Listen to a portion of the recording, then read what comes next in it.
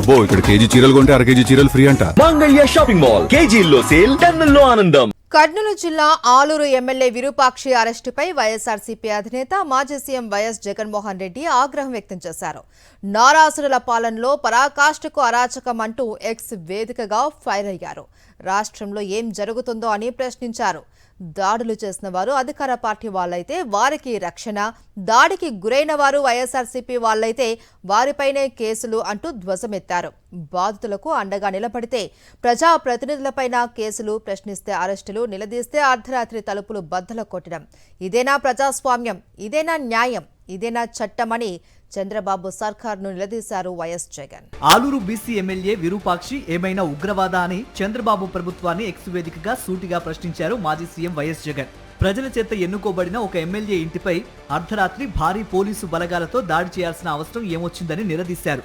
ఇంటి తలుపులు బద్దలు కొట్టి ఎమ్మెల్యే విరూపాక్షిని, ఆయన కుమారుడు చంద్రశేఖర్ ను అరెస్టు చేసిన తీరు చూస్తే రాష్ట్రంలో అసలు రూల్ ఆఫ్ లా అనేది ఉందా అని ఫైర్ అయ్యారు.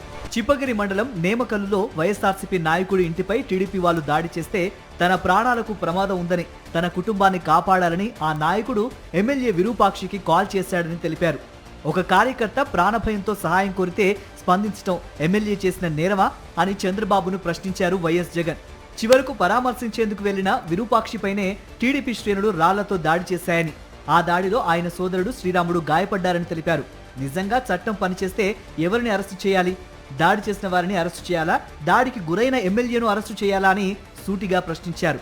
కానీ ఈ ప్రభుత్వంలో దాడి చేసిన వారికి రక్షణ లభిస్తోంది. దాడికి గురైన ఎమ్మెల్యేనే నిందితుడిగా మార్చి ఆయనపై, కార్యకర్తలపైన హత్యాయత్నం కేసులు బనాయించారని ఫైర్ అయ్యారు.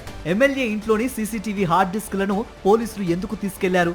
అర్ధరాత్రి పోలీసులు చేసిన దౌర్జన్యానికి సంబంధించిన దృశ్యాలు బయటకు వస్తాయనే భయమా అని ప్రశ్నించారు.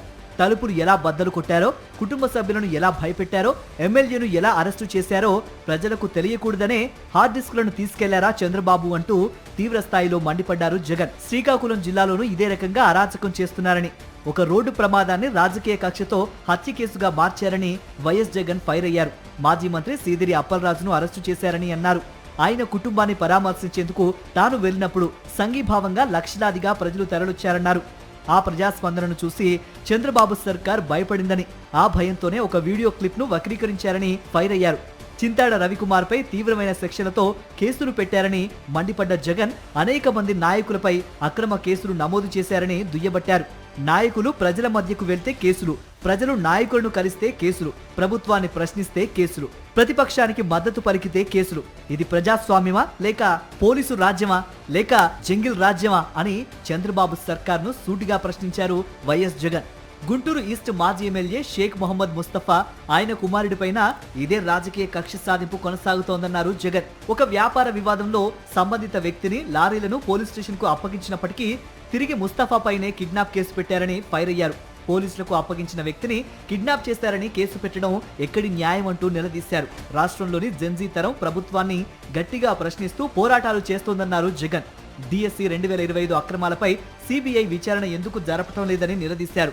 అక్రమాలకు బాధ్యత వహిస్తూ విద్యాశాఖ మంత్రి లోకేష్ ఎందుకు రాజీనామా చేయటం లేదని ప్రశ్నించారు. విద్యార్థులకు చెల్లించాల్సిన 9,500 కోట్ల రూపాయలు విద్యా దీవెన, వసతి దీవెన బకాయిలు ఎందుకు చెల్లించడం లేదని ప్రశ్నించారు. అలాగే నెలకు 3,000 రూపాయల నిరుద్యోగ భృతి ఇస్తామని చెప్పి ఎందుకు మోసం చేశారని సూటిగా ప్రశ్నించారు జగన్.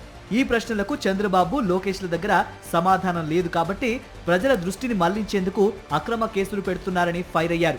అధికారం, పోలీసు బలం శాశ్వతం కాదు అంటూ ఎక్స్ వేదికగా చంద్రబాబును ట్యాగ్ చేశారు వైఎస్ జగన్. అక్రమ కేసులు శాశ్వతం కాదని, ఎన్ని కేసులు పెట్టినా, ఎన్ని అర్ధరాత్రి అరెస్టులు చేసినా, ఎన్ని తలుపులు బద్దలు కొట్టినా వైఎస్ఆర్సీపీ వెనక్కి తగ్గేది లేదన్నారు జగన్.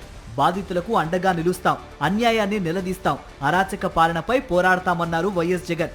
అరెస్టులు చేయగలరేమో గానీ కార్యకర్తల గుండెల్లో ఉన్న ధైర్యాన్ని బద్దలు కొట్టలేరని, ప్రజలు వేస్తున్న ప్రశ్నలను ఆపలేరని పునరుద్ఘాటించారు వైఎస్ జగన్. మరిన్ని అప్డేట్స్ కోసం ఛానల్ ను సబ్స్క్రైబ్ చేయండి. నోటిఫికేషన్స్ కోసం బెల్ ఐకాన్ పై క్లిక్ చేయండి.